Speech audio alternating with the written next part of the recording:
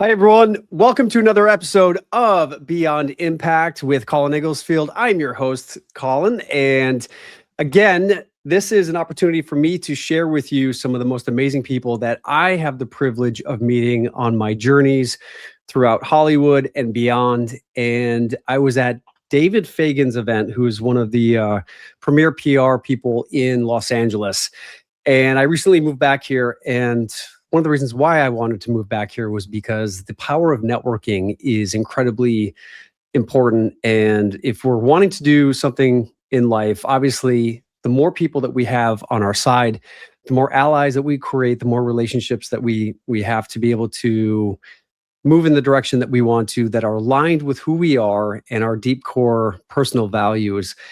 It makes it much easier for us to go out there into the world and do the things that we really want to. And for me personally, I love storytelling. I love making movies, love doing TV shows. And that's one of the reasons why I moved out to Los Angeles in the first place. But along the way, obviously, we reach and we meet obstacles and challenges that could potentially stop us in our tracks.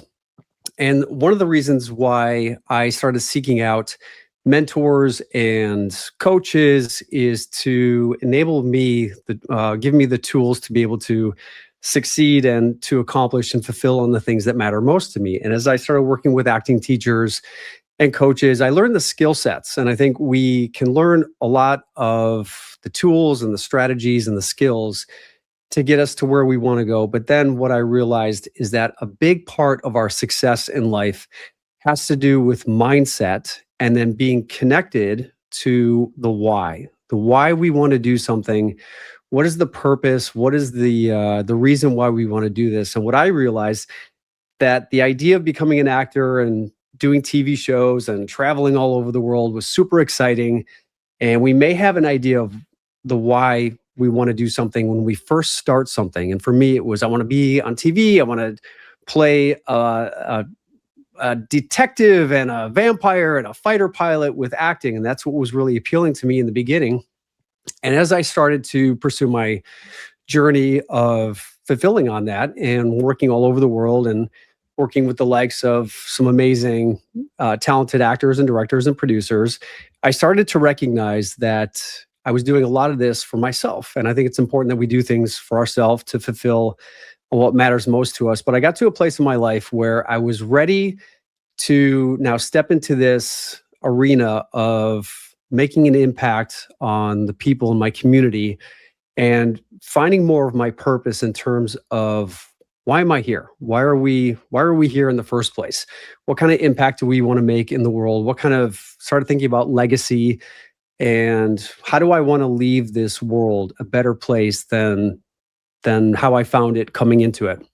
And my guest today is someone who is making huge impact in so many people's lives.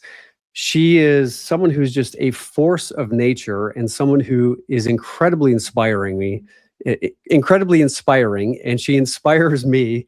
And she was so gracious to invite me to be on her podcast and to be a part of what she's doing. And we are now combining forces. And this is the power of networking. And this is why I'm so grateful to David Fagan for bringing such amazing people together, because I've had the opportunity to meet my next guest here, as well as a few other incredibly inspiring people who I'm planning on doing some stuff with as well. But my guest today is someone who is an executive producer herself. She's a storyteller.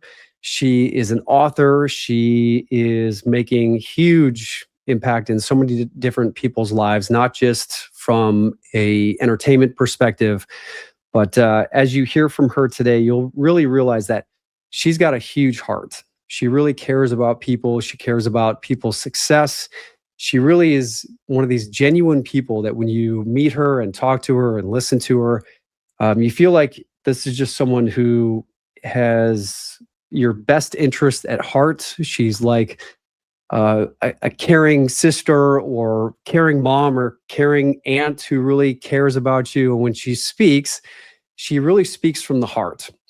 And that's why I love to have people on here who just care, because I think the world needs more of these people in our lives. And I'm really excited to invite this next guest onto the show here. And just with a little introduction, her name is Diane Strand. She is a multi-award-winning entrepreneur, executive producer, best-selling author. She's a TEDx speaker, so I'm excited to talk to her about her talk on TEDx. And she's the lead columnist for Authority magazine, which I was able to do an interview with her for, and she was gracious enough to include me in. And she is a nationally recognized leader in visibility, storytelling, and creative workforce development, helping individuals and organizations turn creativity into credibility and opportunity. Diane is the founder of the nonprofit JDS Creative Academy, majority owner of JDS Video and Media Productions and JDS Actors Studio, the creator and co-host of the ABC broadcast series Spirit of Innovation, Arts Across America, and the founder of DigiFest Temecula, which she just recently invited me to speak at, which I'm excited to talk to you guys about today.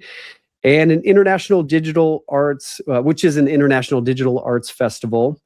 And she has a background spanning Hollywood, broadcast television, and education. Diane champions creativity as a powerful pathway to confidence, connection, and lasting impact. And I'm really excited to invite to the stage Miss Diane Strand. Please put your hands together, ladies and gentlemen. Thank you, Diane, for joining us today. I'm so excited to chat with you. Oh, thank you, Colin. I'm excited to be here. Wow, when that introduction was going on, I'm like, who are they talking about? And the award goes to, yeah, just reading this, you're doing so much. And in the little time that we've had the opportunity to talk and get to know each other, as I was mentioning, you're just an incredibly inspiring person. Got to meet you and your husband at David Fagan's event. And you're based now down in Temecula, which is not too far from Los Angeles. If you could just share a little bit about your backstory, and as an executive producer, storyteller, you're doing all this amazing stuff. How did you get into the world of production and storytelling, and what inspires you to do what you do? Well, my story has lots of stops and I guess you should say starts and stops along the way. You have to really go back to really second grade if you really want to know where my love for the arts really comes from. Yeah. As that was a young little girl who wanted to play Betsy Ross in the school play. And I was a struggling reader. Didn't know why, but reading was not easy. Turns out I am dyslexic. And everyone told me that I shouldn't or couldn't. And I'm also one of those people who has a lot of tenacity. And when someone tells me don't or you can't, I'm like, look out. And that's kind of what happened, is somehow I figured out how to teach myself enough how to read or at least audition. And I got the part of Betsy Ross along, for the school play. Amazing. And along the way, it was always the arts that kept me connected to school, because I wanted to be in the play. I wanted to be a part of the production that was going on. So, when my friends were ditching classes, I'm like, oh, I got to kind of stay because I got to be in the play, right? And so that always was a driver for me. And along the way, I found this great quote by Steve Jobs, which is, you can't connect your dots looking forward. You have to look back and trust that they'll all connect. And when I really started to do that, I realized that all my dots really connect to the arts, whether it was to get me to go back to school, that opened up new doors and opportunities. It was like, oh, well, I'll just go get in a play, or I'll do this. And that's how I ended up getting an AA degree. And then I found my voice in junior college was because I started to write for the magazine, and I started to work for the newspaper doing marketing and advertising for them. And I went, and that's really how I started to find everything opening up. And now I can really connect, and I know exactly why I am where I am. And it's the arts. And today that's my mission, is to spread the arts across America. Because when you use the tools of the arts, it will improve your life and it will improve your business. And it's the How arts so? and the connection. I mean, I think Um, we all know intuitively, but have you really thought about how art really makes that type of an impact in our lives and just makes our lives better? Why would you say? sure. Well, let's talk about how that's how we learn history. That's how we communicate. That's how we step outside our comfort zone. When no one says you have to go be an actress or an actor for the rest of your life, but you should be in plays because getting through some of that stage fright and fear and connecting with your peers, the teamwork that you learn, that's learning teamwork and collaboration. And the biggest thing that I learned is, when you're doing stuff in the arts, it's very subjective, right? Everyone Hmm. has an opinion and it's subjective. So it teaches you a little bit of grit, determination, a little bit of backbone, because you have to learn that what other people think about you is really, truly none of your business, right? Yeah, So yeah, those are things that the arts teach you. It's not like sitting down and learning 1 + 1 = 2 and trying to figure out the logic behind it. It's right. how you start to feel about things and then understand when you put yourself out there, you learn kindness because some people can come back with their subjective opinions that might not be so nice. So Hmm. you can learn how to be kind because you know also how that feels, right? And how Yeah, you can treat other people who might not be exactly where you are. And all of those things just are lessons that you learn inside without having to have a textbook because you're learning something else, and then memorization, just the skills. I became a stronger reader because as dyslexic, things jump all over the page for me. So I read for context, when the pages and the words jump, I can read a sentence and I know what's being said and done. I'm learning context. I'm learning feeling. I got to be a stronger reader because I had to start reading scripts and figuring that out and memorizing and doing that. So the tools are just invaluable. yeah. And someone when I was growing up, the last thing I wanted to do was get up onto a stage, especially as a teenager with braces and pimples and my voice cracking. And so I found myself hiding a lot in my earlier years. Where I excelled was in sports. It was just where I felt like I was just naturally good at something. Um, and it But you wasn't found later that on. as a stage, right? You found your sports as your own stage to get you out of Yeah, your comfort zone. I think the arts and athletics can run very parallel. yeah. I think there are a lot of similarities in that regard.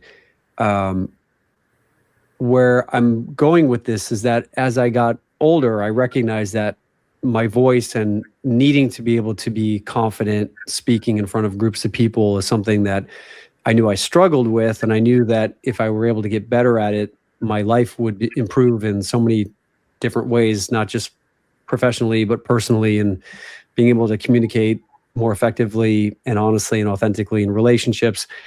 And that's why I found my acting class at 24 years old, not really realizing that I was planning on going to medical school, and then found myself in this acting class. And when I found myself in there, I saw this as the pathway to learn some skills that I knew I lacked, that would help me become more confident, being able to be in front of audiences and speaking. But for you, at such an early age, you had this desire to get up on a stage in front of people to act. Can you share with us? Because you said you learned some lessons about learning how to deal with some of the stage fright and that sort of thing. Um, on a deeper level, what would you say was the impetus or the reason or the desire that inspired you to get up in front of a group of people, even though you still had some of these fears and these, the knowing that people are not always going to be kind watching your performance? What was it that allowed you to be able to break through all of that to do it anyway? Well, I don't know that I had the forethought, as a 7-year-old precocious, let's say, little girl that I was, that I had perspective on it like I do today. Yeah. In that it was just something that sounded fun, and it was a way to be seen. I definitely know that there is a part of me that likes to be a little bit of a center of attention. And that's where I was kind of saying where I think the sports and the arts can run parallel. And I love Mm. that, you found the stage to be excel and be seen, but then you had to find your voice. That's where a lot of athletes might not have their voice. That comes from owning your story and getting clear with who you are. And Yeah. that came later for you. But Yeah. you found that putting yourself out there was still something that was important to build who you are. So I do think there are some pathways that can come. And I just knew then that it was something that once I did it, it gave me this energy inside that I didn't have any other place than Yeah. when I was on stage at that time. And Yep. interesting enough, I did some professional acting, but that's not where I truly found my success in Hollywood, right? As an actress. I did find my way backstage. I found that that was really where my passion was in the writing and the producing, doing a little directing. That's where I even found more passion and that inside drive. But interesting enough, I have found my way back to a stage. Here I am on yours, right? I love to Yeah. speak. I love to do those things. I just found a different stage to put myself on. And that's the Sure. same. That's putting yourself out there and being seen is such a powerful way to start owning who you are, stepping into your story, being able to really find that. And it doesn't matter. You don't have to be an actor in the entertainment industry. Hmm. It's something you need to do for life so you can find your own confidence in whatever you're doing. Is your story who you are, why you do what you do, and what Yeah. it is that you do that makes a difference. Because if we don't have a purpose, then really what's the point, right? Yeah. Then Exactly. it has to be, and it has to mean more than money. I mean, I think we're seeing that in the world today, right? It has to Yeah. mean more than money. Doesn't mean money's not good. We all need Right. it. We all got to put gas in our car, and we like to have a little extra to get some of the nicer things in life. But if that's the reason, then it will burn out. Yeah. And with what you're doing now, you have a production company where you're telling stories and essentially helping companies, corporations, organizations, municipalities tell the story of what it is that they're up to and their mission and that sort of thing. How important is storytelling in regards to getting your message out there and really connecting with people on a deep level? So important. Because we connect with people through emotion. We don't connect with people or even brands anymore, or businesses in if they're not how we can relate or see things. Sometimes it's sad to the fact that we're so tribal now, and with the whole cancel culture that goes on. But yet at the same time, we want to be able to associate and do business with people that we know, like, and trust. We want Yep. people in our community that we know, like, and trust. And so when you can share from your story and share what is important to you and why it's important to you and how it became important to you, it's not making yourself the hero of the story. It's making yourself the pathway to the journey for somebody else to be able to see that in themselves and then There you go. connect and then move forward with it. And so that's how we connect with who we want to spend our time with, spend our money with, be able to share our lives with, whether that's on a professional level or a personal level. And so you do it through story. And especially now, it's so important that we know who you are and what you stand for. So we know if we want to be in that world, in that orbit, right? And, Mm-hmm. it doesn't make anybody right or wrong for what they think or what they believe or what their purpose is. It just really, it just really gets the people to really see who you are so they can see who they are and then take it from there. Yeah, makes sense. And would you say big part of the core of your business is working with companies and corporations and helping them tell their story, or with your production company, are you creating your own content and telling your own like non-scripted stories? Well, I'd say all of the above. I work with companies and brands and people to help tell their stories so they can get their clarity in their messaging and their why and their purpose. So Mhm. we have to take our passion and then we can create the purpose out of the passion. And then the pathway that comes after that can go in a myriad of different ways, right? So not only am I helping businesses and people and brands tell their stories, I also help share my own content and its story. And we put that out in also doing education. That's part of what we do. So then people can, help carve their and trailblaze their own pathway into what their purpose and passions really lead them to. And during this process, obviously, because the market is so crowded in so many different spaces and in industry and business, when it comes to working with your clients, what is the process of you working with them to craft that story that will help them stand out amongst the crowd and get that recognition, and how do you then help them get that story out there into the marketplace above all the noise? Well, it's not about being louder, it's about being consistent, right? And the more we really share our story, it becomes more in tune. So it really depends on who I'm working with to help them find their clarity and their message. If it's a business or a brand, Hmm. we can nail that down pretty quickly of who they are, what their mission is, and what they're doing to be able to share their story. If it's a person like a coach or a speaker, and they're trying to, they know they want to make a difference, they Yeah. know this, but they don't exactly know how to share that and get that out. So that's how we have to start. Well, tell me who you are. Tell me why this became important to you. What was it that really started to transform you into this way? Like, I've met engineers, they went to school and they did all this because that's what they thought they had to do. And they liked it, but now they're like, I don't want to sit behind a desk every day. I more want to do that. So what made them shift?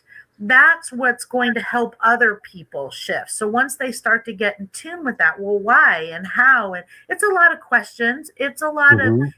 opening up. That's why we have to have a relationship that, I can ask questions with to start pulling that out of people. But it comes very easy.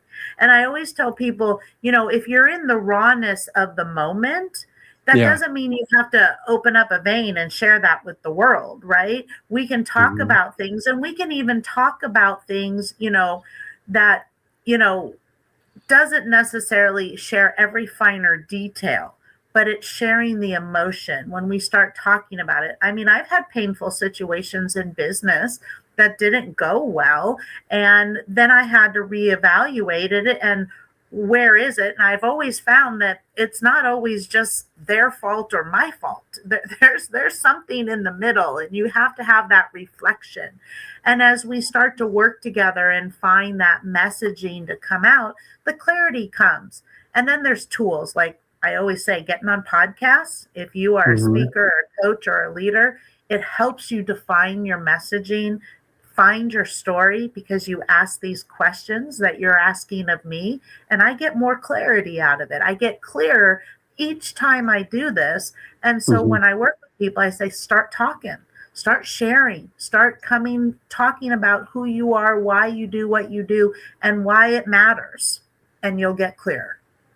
And what are some of the mistakes that you see creatives and organizations making when trying to gain this visibility and sharing their story? Well, it comes back to where I was kind of saying that it's not about necessarily being louder. It's Yeah. about being consistent. And some people try and preach more than share. So I really think that that is a difference maker today. Are you sharing? Is it something that I can relate to? Are you talking from where you've been and what you've experienced?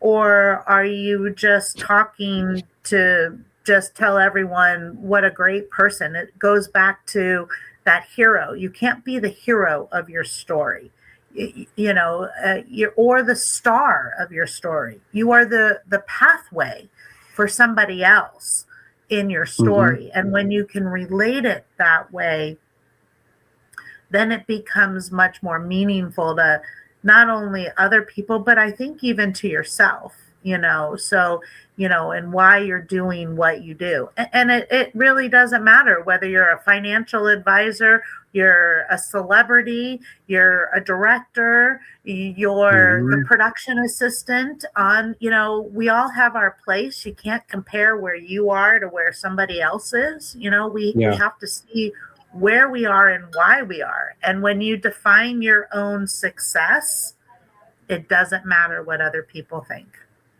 Yeah, no, it's a beautiful way of looking at it. And I do love the idea that you're not the hero or the movie star in your own story. And it may sound counterintuitive when, because when we see movie stars or star athletes, we look up at them as our heroes.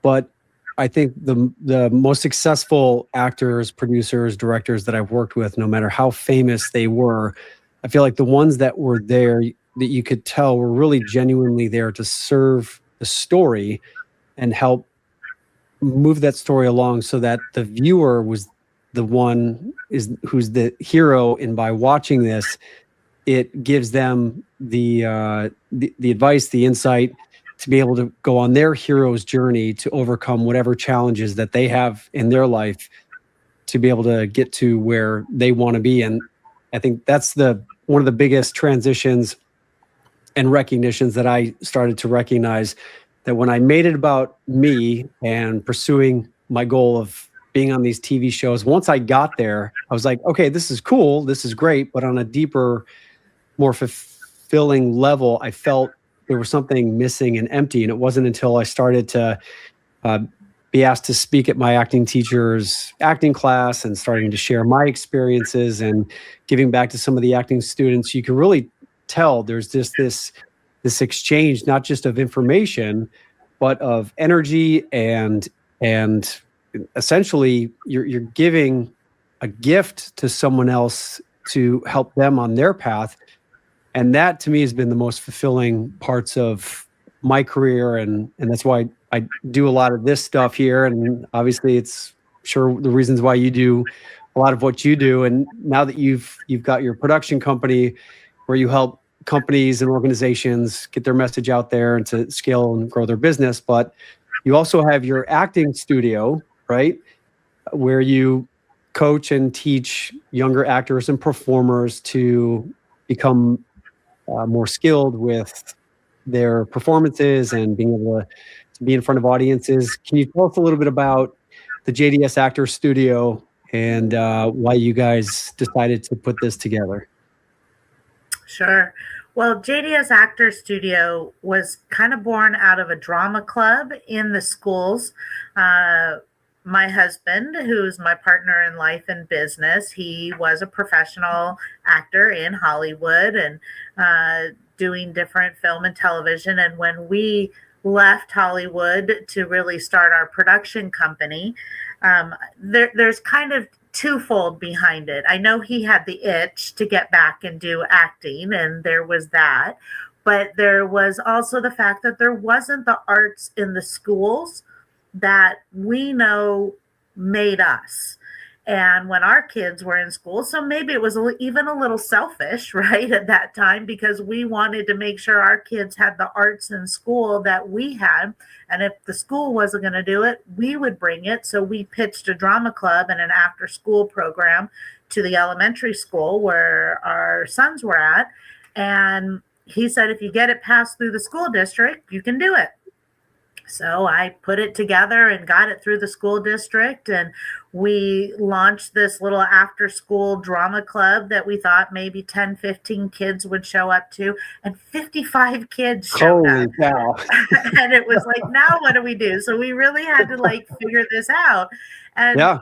we called in some of our, our writing partner from the production company. And then that's when we went back to the high schools. We asked for some volunteers. So we were putting this together, and in 8 weeks, we had like 4 different little groups putting up these little skits and little vignettes that they were doing. And it was the best thing. And then, things just started to grow and develop out of there. And since then, we've launched over 100 actors into the entertainment industry, as well as getting agents and managers and directors. And it's just grown and blossomed. So, going back to the story aspect of it, it really is, it really is interesting when you were talking about, we put actors up on these pedestals and they become our heroes. And you know why? Because they're great storytellers. And whether they're stepping into a character shoe and they're telling a story, and that's how we fall in love with them. And then when they then start to realize, like you did, it's like all of this was happening. You're a great storyteller. But when it was something that you needed to fill inside yourself, you started sharing your story, and then people found out what a fantastic human you are, because now we connect with you. And not only do we love the stories you tell about other people, fictional or non-fictional, we love your story too. And now we want to be on this journey and this ride with you. And that's the power of storytelling and being able to share and find that. And that's what I tell my actors, when you have to really, step into the shoes and become that person. You're no longer who you are. You have to step into those shoes. And I, as in now hindsight, that's why I'm a good producer and director, because I can see these things. But when I was an actor, that's how I knew I needed to be a producer, because I was always up here watching myself on some level perform, because I wanted to critique myself. But you can't do that. You have to, give into the character. And I don't know that I let myself get out of control that much. So. Well, what are some of the things that you would see, or you would say that you see some of the students that you work with struggling with in terms of, confidence is a big thing, obviously, when we're younger and still as adults, getting up in front of people. What are some of the insights or things that you see people struggling with the most, that you help them transition into being able to just let go of some of that critical self-awareness stuff, to be able to just be present and be able to perform at their best? Well, I'm going to talk about it for more coaches and business leaders. Otherwise, I think you want to interview my master acting coach, Scott Strand, when you get into more of the craft aspect of acting. But I always like to say, it really comes from being prepared and then letting it go. You gotta trust yourself. That's mindset work. You have to trust yourself. And I say, use the 51% rule. Trust yourself a little bit more than you don't. That will start to build your confidence, and then deposit coins into your own confidence bank. When you tell yourself you're going to do something, do it.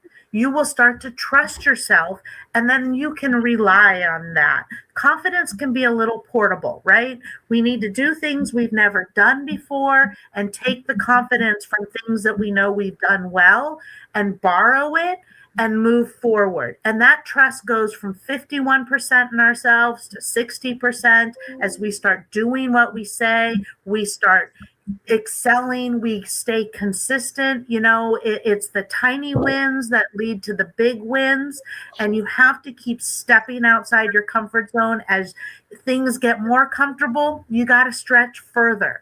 That's your instance to grow, right? And so that's how you start really building that confidence, is going, well, I've done this, right? I've been here, I've done this, I can do it again. And believing in yourself, porting confidence from somewhere else, and stepping into it. And you're either going to win or you're going to learn. And it's okay to learn, right? Learning is what we need to be doing. I'm a forever learner in all different kinds of ways, whether I'm learning from someone else, learning from myself and my own mistakes, right? It's okay. We all make them. We're all human. And when you lead and come with the right intention behind it, then it's all going to work itself out in the end. I love it. I love it.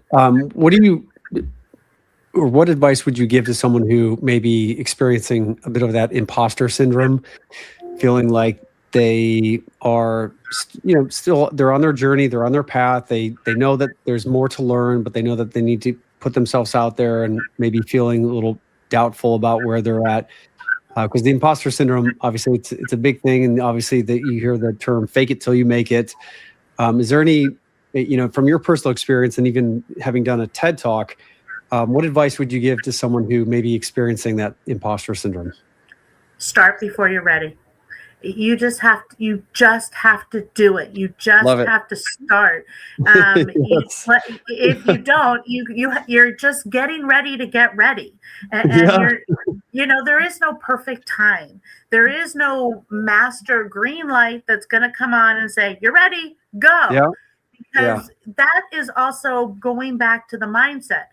Your fear inside of you is structured to keep you exactly where you are, which is safe in the moment. That is what fear is designed to do. And it comes across logically. It's not always like, I'm at the end of the cliff, should I jump? My fear says no.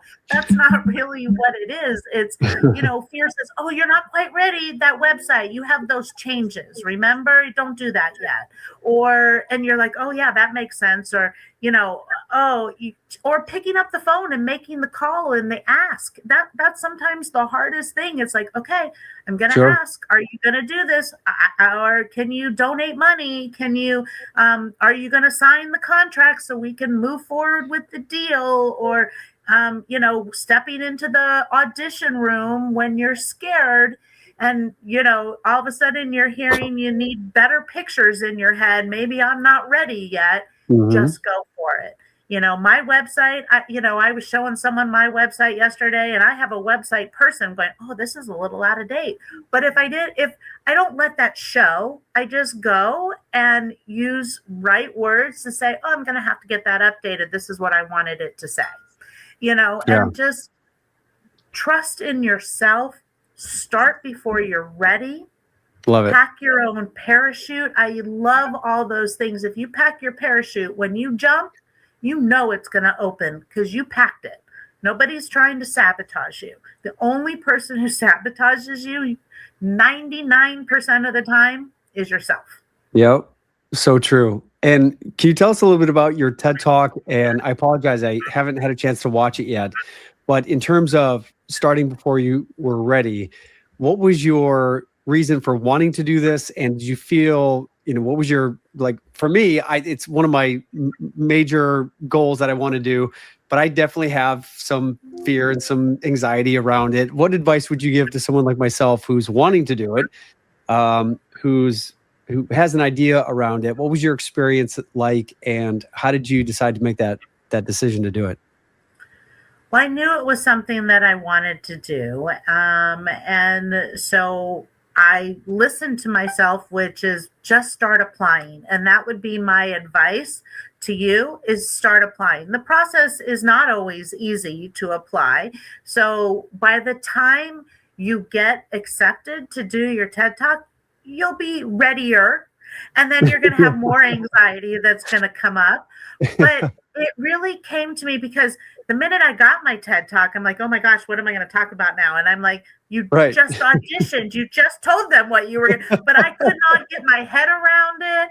And then it was very interesting as I was, procrastinated on, writing the talk for, probably a good 3 weeks beyond what I should have because I didn't know what I was going to do. And I watched 100 other TED Talks. I'm like, oh, that's not me. That's not me. What am I going to do? And then it came to me on a drive. I was in the car and all of a sudden I went, here I go. And I started just typing my talk right into my phone and talking into my phone. And that's my tip for anybody who needs to write or talk or set a speech. Start talking into your phone. Talk to yourself. Stand in front of a mirror. Talk to yourself. Build yourself up. Be your own coach, right? And so that's what I had to do. And it came out. And then it went through several revisions. I did get a coach. I did get a mentor. I did have somebody help me. I didn't do it alone. Nobody wants to do anything alone, right? You need mentors and coaches and collaborators and friends and colleagues and build a community. Have that. That's going to give you that strength around it. And it went through revisions and then I did it because then I had to, it was like nothing I had ever done before. I'm like, I'm not playing a character. It's not like memorizing a monologue, which is very different. I'm myself, but yet I have to memorize a 15-minute monologue here and stay on track so I don't end up just going down some rabbit hole somewhere like sometimes you can do when you're giving a speech or a talk, and it's more forgiving, but not in a TED Talk. So, there were a lot of things. It was a lot of rehearsing and practicing, but I'm so happy. I'm already thinking about, should I do another one? So, it's already, those things are coming up. It's like writing a book.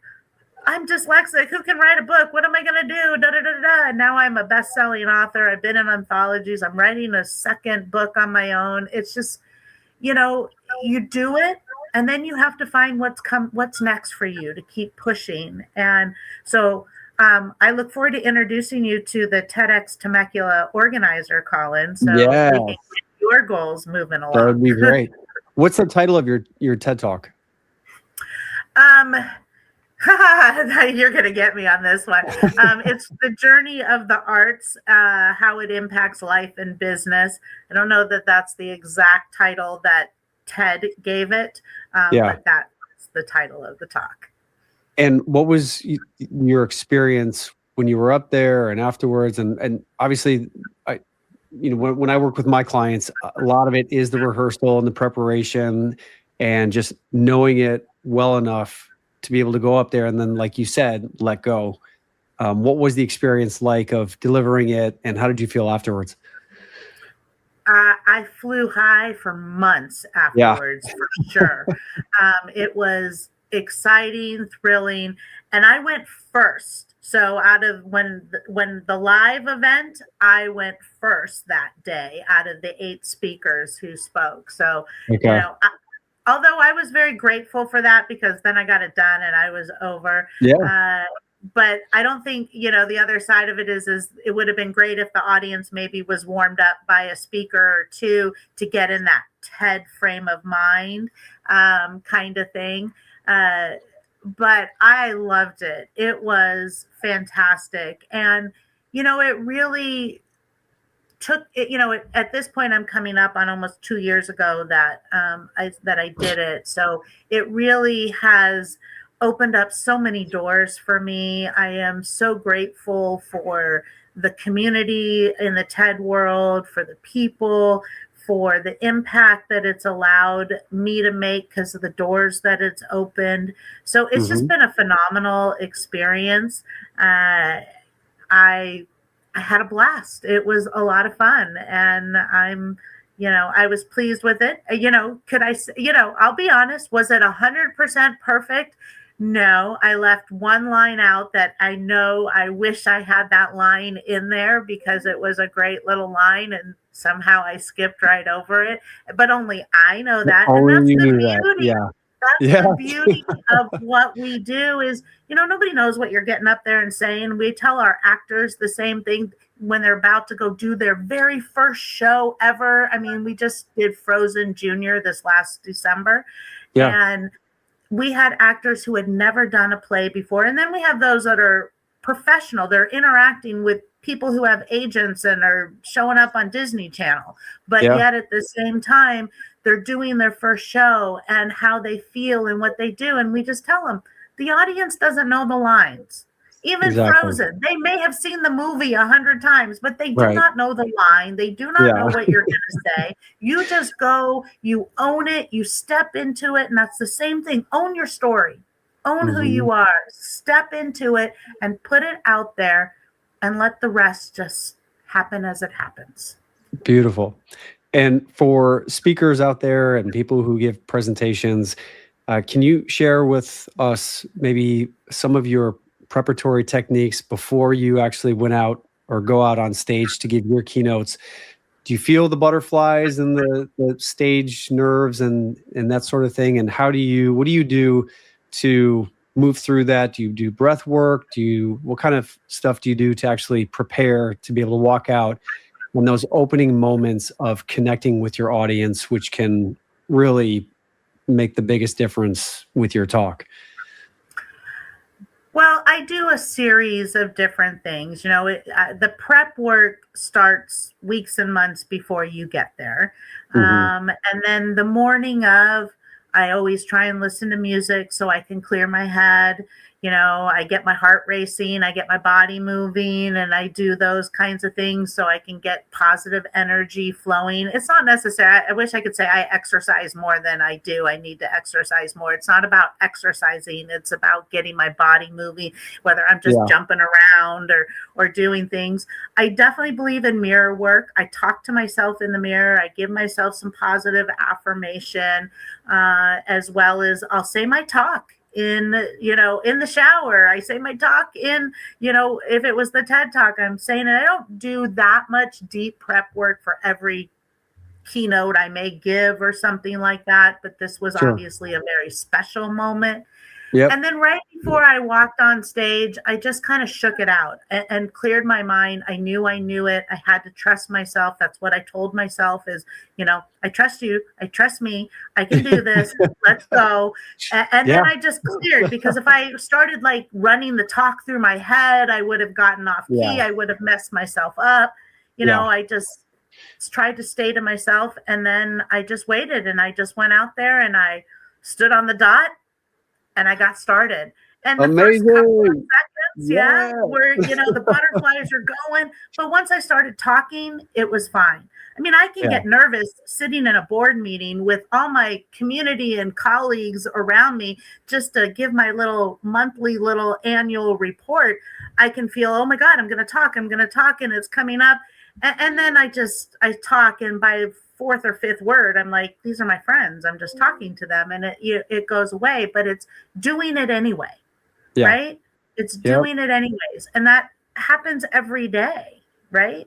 I was nervous before getting on here, and I know you, and it's good, but now it's great, right? And I'm not anymore because we're just talking and I'm being me. And when you can come at it authentically from the heart and what that, and trust in that, that it will start to it falls away. I didn't notice when it fell away, but it just falls away. And that's why you are so inspiring, not only to me and hopefully my audience here, but so many other people, and what you're also doing with the academy that you and your husband have put together too, right? The JDS Creative Academy. Can you tell us a little bit about the amazing work that you're doing with the academy and taking everything that you just talked about and then sharing it with the groups that you coach here? Tell us a little bit about the academy. Well, the Creative Academy is a nonprofit, And it really started because when we had we still have the actor studio, but out of the actor's studio, it was, can you teach script writing and can we do musical theater? And it was like, well, there are only so many hours in the day. I need to bring more people together. And so I started, bringing in more community members that, I knew could teach. And so the Creative Academy turned into the education side of what we do.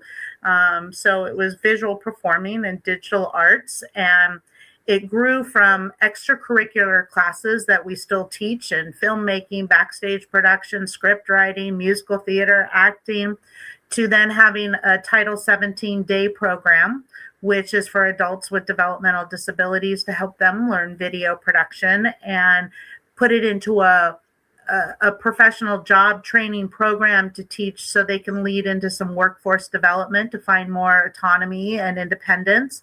And in 8 years, we've been able to place 13 into real entertainment industry related jobs, editors, production assistants, camera operators, social media people, as well as then those that have gone on to higher education at this point or have moved on to just be able to find more independence in their life, just getting job skills to go on and work even at the mall and do other things, because that's the power of the arts. We're teaching skills of the arts and technical things, but then they take that and they can evolve it into other things and disciplines to do. So it's just been amazing to see that.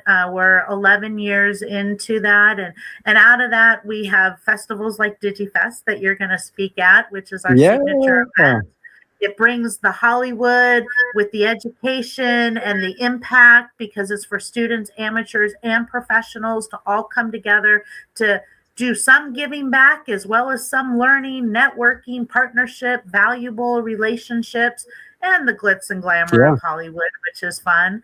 And then we have TV shows and podcasts and different things. Some are training vehicles and that get out there, and some are, well, they're all training vehicles, but some even go very mainstream to, ABC network channels and local broadcast channels, and they get to elevate up to it. And we have one participant in our program, been with us for 8 years, and has gone on, now has a production assistant job, also works on our TV show, has their own segment called Aaron's Corner that has won an award, a Telly Award, not just any award, Telly Awards, which are other industries that are validating this work, has an agent, does work professionally as a voiceover artist, but yet still is in day program and comes to us every single day because this is their foundation. This is their community. This is what we've built here, is a place to feel safe and pursue your dreams. Beautiful. Beautiful. And I'm excited to come and speak at DigiFest, which is coming up in April of this year, right? April 24th, 25th, and 26th. Anybody in your audience that is a content digital creator, from actor, filmmaker, writer, director, you do graphics, animation, music, please enter DigiFest. Submissions are open. Early deadline is February 1st. Late deadline is March 8th. Tickets go on sale March 1st for the event to come see you speak. And it's a great place to network and be able to learn at the same time, as well as walk a red carpet or two.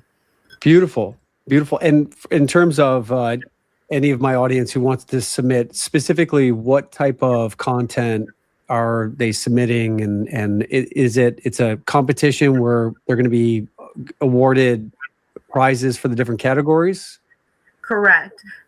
It's a digi that you win. And all work is reviewed by industry professionals from every walk of life. So Whether you're a filmmaker, you make video, it works in the business world for marketing and social media things that you might do. Podcasts work, television Hmm. shows work.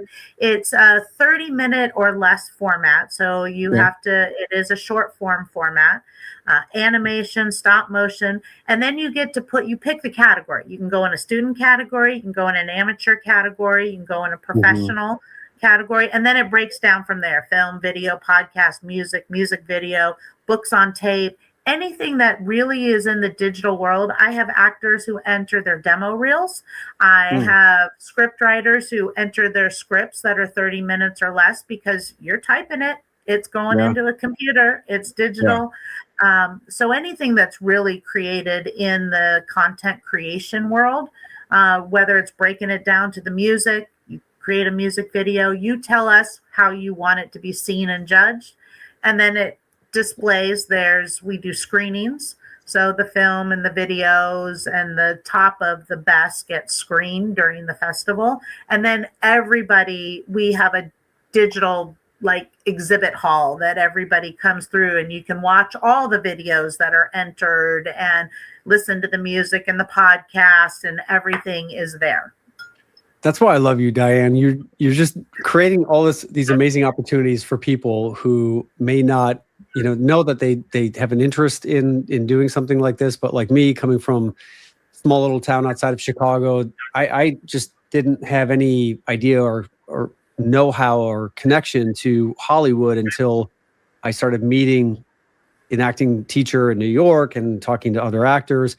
But you're really opening up the door for people to be able to really have them experience and fulfill on something that may be incredibly important to them, but they just may not know how to break into the industry. So the fact that you're doing this, I'm so excited to be a part of it and to support in all of this. This is really Wonderful. great. I'm Yeah. excited for you to be in it too. And because you have such a close tie to entertainment and as a producer yourself, and just as a little side note here, out of my own curiosity, Hollywood has been going through these massive transitions and changes from box office to streaming, and people are really starting to consume content differently nowadays. It's a lot of it's going from horizontal to even vertical content now. And with the opportunity that you're providing for some of these newer content creators, filmmakers, what advice would you say to up and coming actors, filmmakers, storytellers? Because I think it can be a little discouraging nowadays, not really knowing where the industry is.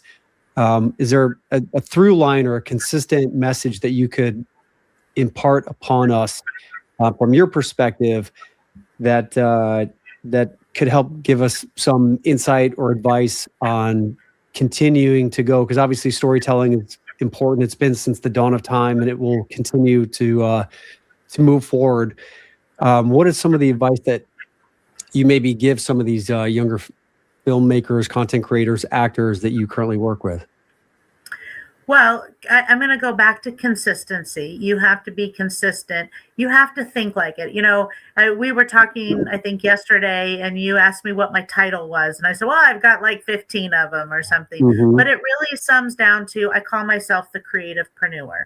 And so I tell my actors or writers the same thing. You're an actorpreneur. You're a writerpreneur.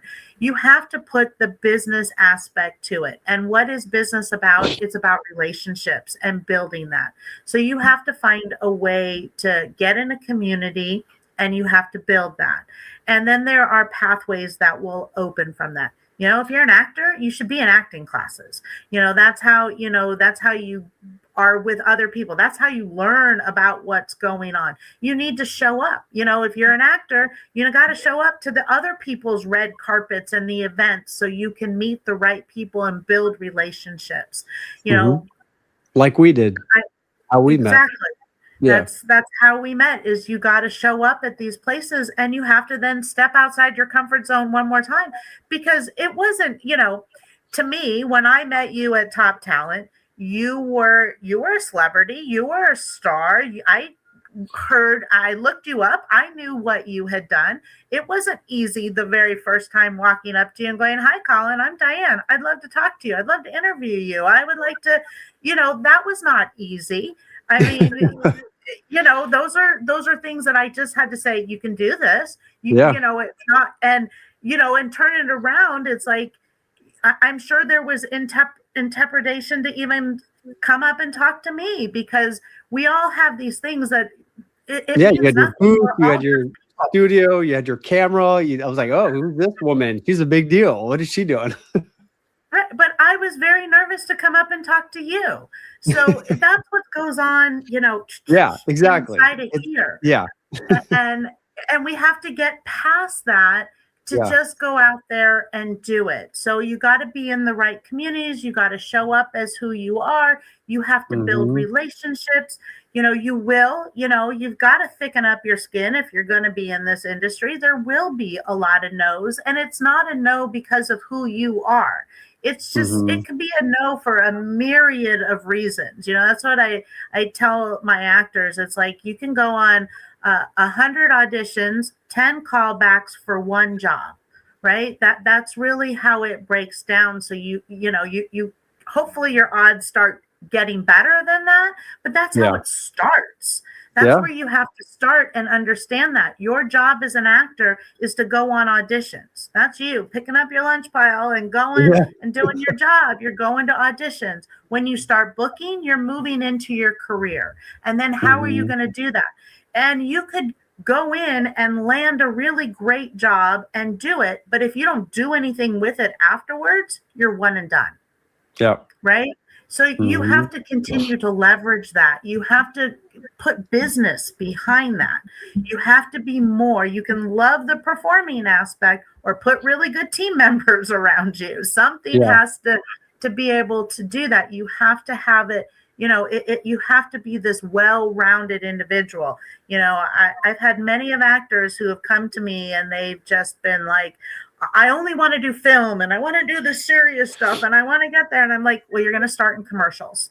So, if that's not, you're not willing to work your way and do that, then, go learn Shakespeare, and get serious, and I do say that's like when little kids even come in and they do this, I'm like, do you want to be on Disney Channel or do you want to be an actor? Because if you only want to be on Disney Channel, that is mostly animation that only has like 2 new shows that they put out a year. And that's like for 10 people will get those jobs.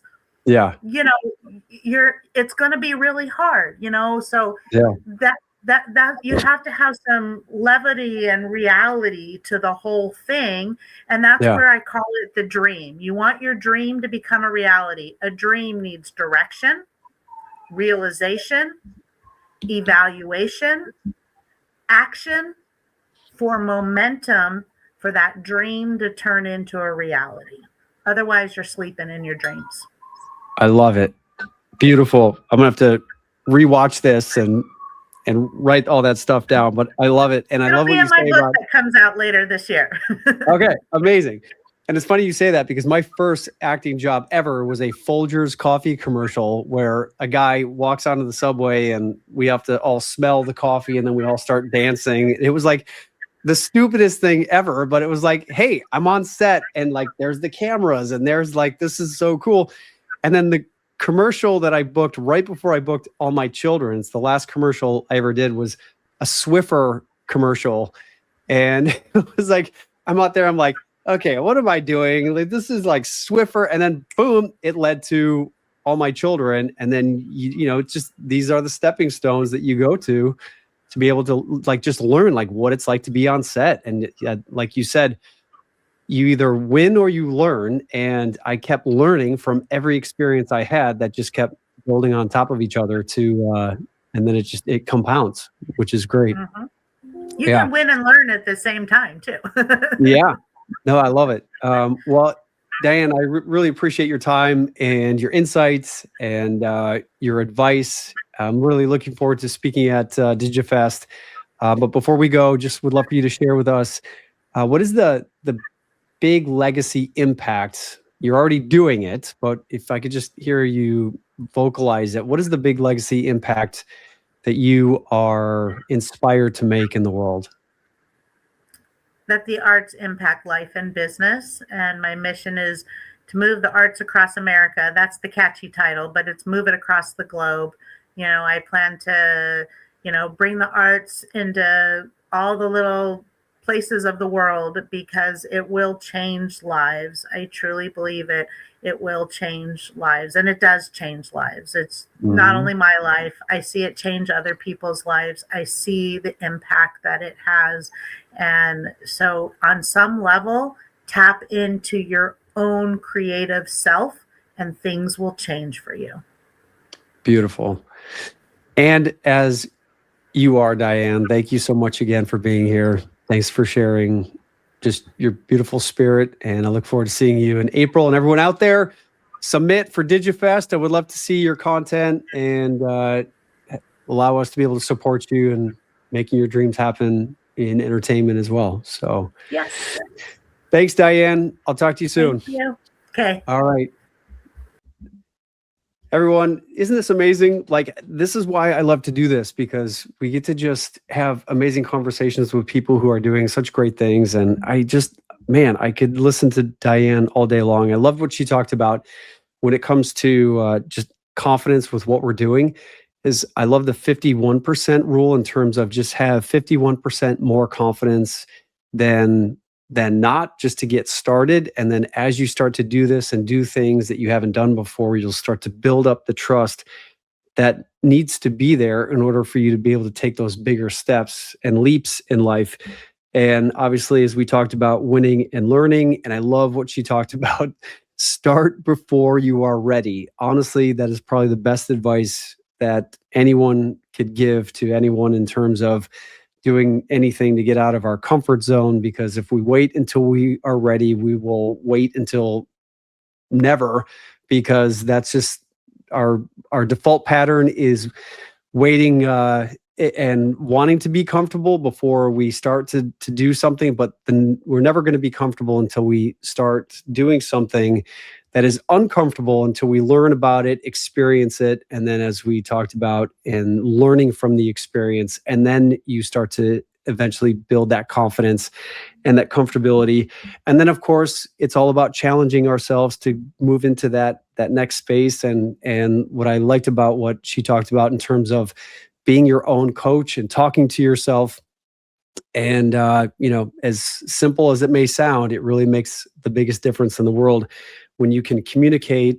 And sometimes our subconscious just needs to hear that reinforcement, that positivity, because a lot of the times the reinforcement that we may be giving ourselves, which we may not even be aware of, is some of this negative self-talk that will continually just keep us in a place of feeling like that if we do move out of our comfort zone, that we're going to be judged or we're going to be criticized.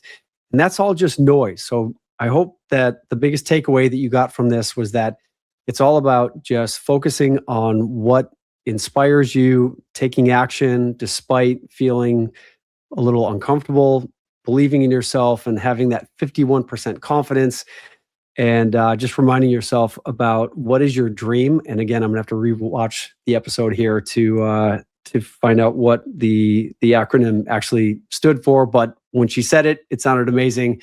And again, for those of you out there who are interested in submitting for DigiFest, I would recommend you do so soon. I think March 1st was the time when we can start to submit for that. And would love for you to join me out there. So it's going to be in Temecula, which is only about an hour and change outside of Los Angeles. So hopefully you guys can make it. And with that being said, thank you again for joining me on this episode. If you like what you saw here and heard, would love for you to hit that subscribe button and the like button. It allows me to continue to have amazing guests like Diane.